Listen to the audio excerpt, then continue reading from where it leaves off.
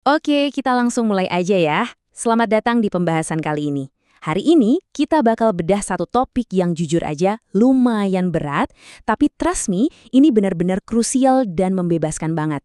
Kita bakal ngomongin gimana sih cara menjaga kesehatan mental kita sendiri, khususnya buat kamu yang udah dewasa, tapi punya ibu dengan kecenderungan narsistik. Kita bakal bongkar data dan panduan klinisnya, biar kita punya strategi yang benar-benar solid.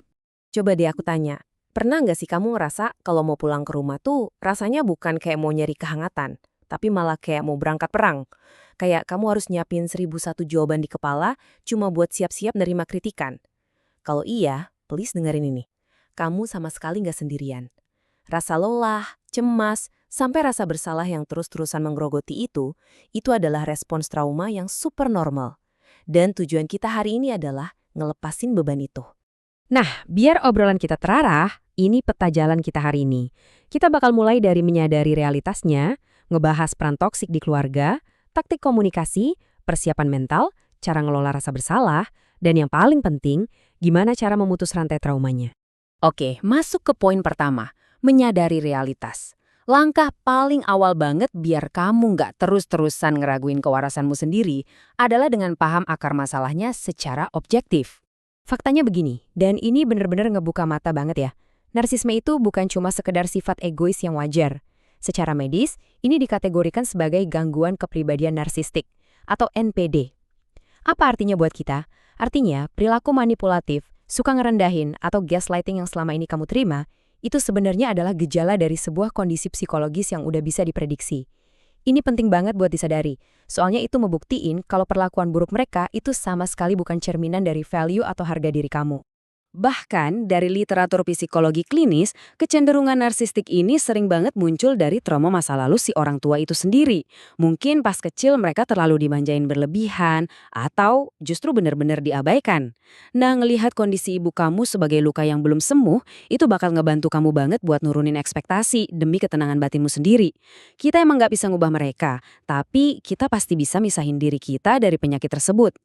Masuk ke bagian kedua, peran toksik dalam dinamika keluarga. Sekarang kita bahas gimana sih kondisi NPD tadi ngaruh ke seluruh struktur keluarga. Orang tua narsistik itu sering banget, tanpa sadar, ngatur anak-anaknya cuma buat ngelayanin kebutuhan emosional mereka sendiri. Jadi, keluarga narsistik itu bergeraknya di dalam struktur yang kaku banget. Biasanya ada yang namanya golden child atau anak emas. Ini anak yang diidealin banget tapi ditekan habis-habisan buat selalu sempurna.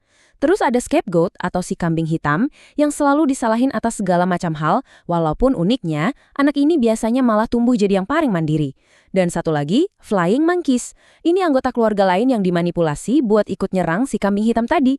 Dinamika konflik kayak gini tuh emang sengaja diciptain. Coba deh renungin bentar. Di keluarga kamu, peran mana yang dikasih ke kamu? Si kambing hitam atau sang anak emas? Identifikasi ini penting banget loh. Kenapa? Soalnya pas kamu udah sadar kalau kamu lagi disuruh meranin sebuah naskah yang dibikin orang tuamu, kamu bisa langsung stop meranin itu. Kamu jadi nggak gampang terpengaruh manipulasi. Ingat, kamu nggak perlu memvalidasi narasi karangan mereka. Tugas kamu cuma memvalidasi emosi dan realitas kamu sendiri. Oke, lanjut ke bagian ketiga, taktik komunikasi. Sekarang saatnya kita ubah cara mainnya. Dari yang tadinya cuma pasrah bertahan, jadi aktif ngebangun batasan. Biasanya kan, insting normal kita kalau diserang itu pengen ngejelasin dan ngebela diri ya kan? Tapi masalahnya, buat seorang narsisis itu ibarat bensin buat api dramanya. Daripada capek berdebat, cobain deh teknik klinis namanya Grey Rock. Jadilah ngebosenin kayak batu, nggak ada reaksi emosional sama sekali. Terus gabungin sama teknik broken record alias kaset kusut. Jadi kamu ulang-ulang aja kalimat netral. Misalnya pas ditelepon dan udah mulai nyudutkan bilang aja, "Iya Bu, nanti aku pikirin ya." Atau "Makasih ya Bu masukannya." Udah, gitu aja. Kalimat netral ini bakal ngebatasin topik pembicaraan dan bikin mereka kehabisan suplai emosional dari kamu. Kalau kamu ngerasa perlu jaga jarak atau batasin akses info pribadi kamu ke mereka, ini ada langkah-langkah praktisnya. Pertama, batasin mediumnya.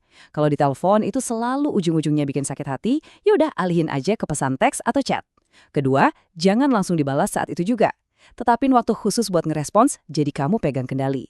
Dan ketiga, batasin obrolan cuma di topik-topik permukaan aja. Jangan cerita hal-hal dalam atau sensitif. Ini tuh struktur perlindungan diri yang powerful banget. Nah, sekarang bagian keempat. persiapan mental sebelum berkunjung atau menghubungi. Gimana kalau kamu emang harus pulang kampung atau nelpon mereka? Rasa cemasnya pasti luar biasa kan? Yuk kita tata pikiran kita dulu.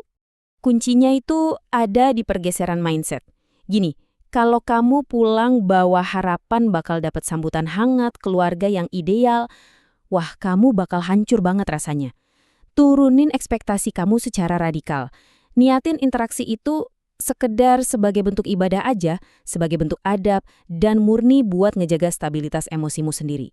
Konsepnya, kamu dateng, kamu sopan, terus ya udah selesai. Niat tadi harus didukung sama strategi yang praktis. Pakai strategi waktu terbatas pas lagi berkunjung. Ini ampuh banget buat mencegah konflik kepanjangan. Terus, siapin alasan netral buat kabur kalau situasinya mulai panas. Misalnya, aduh maaf bu, kepalaku agak pusing nih, aku istirahat dulu ya, kapan-kapan kita sambung lagi. Ingat, ini bukan berarti kamu ngelawan loh. Ini murni cara dewasa buat melindungi kesehatan mental kamu sendiri. Kita masuk ke bagian kelima, mengelola emosi dan rasa bersalah yang mendalam. Ini nih, klimaks dari perang batin kita. Karena biasanya, ngambil jarak dari ibu kandung itu pasti memicu rasa bersalah dan duka yang luar biasa berat. Kamu harus tahu, kamu nggak perlu milih antara ngerasa bersalah atau membebaskan diri. Ada satu konsep psikologis namanya both/and atau keduanya dan. Konsep ini melegakan banget. Kamu itu boleh banget ngerasa sayang sama ibu kamu boleh berduka atas kasih sayang yang gak pernah kamu dapat, dan di waktu yang bersamaan, kamu tetap pegang teguh batasan yang udah kamu buat. Rasa sedihmu itu bukti kalau kamu punya empati dan peduli, tapi batasan kamu itu bukti kalau kamu mencintai dan menghargai diri kamu sendiri. Dan tau nggak, konsep ini juga sejalan banget sama prinsip spiritual loh.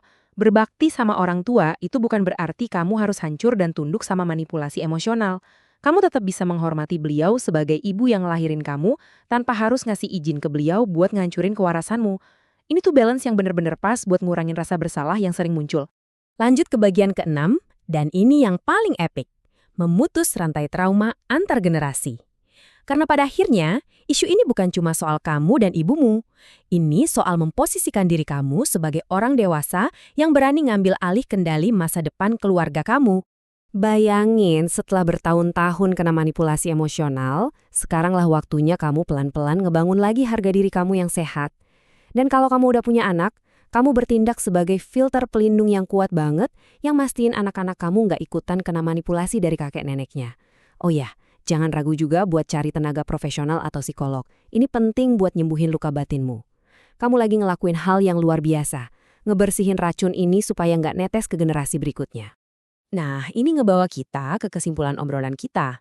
Bikin batasan itu emang susah. Ngatur rasa bersalah itu beratnya bukan main. Tapi, itu semua benar-benar sepadan. Kamu sekarang punya kekuatan penuh buat ngerebut kembali kedamaian kamu. Pertanyaannya sekarang, biarpun kamu nggak bisa milih di keluarga mana kamu dilahirin, tapi mau nggak kamu jadi orang yang memutus rantai trauma itu mulai hari ini? Coba direnungin deh, dan pelan-pelan praktekin strategi yang udah kita bahas tadi ya.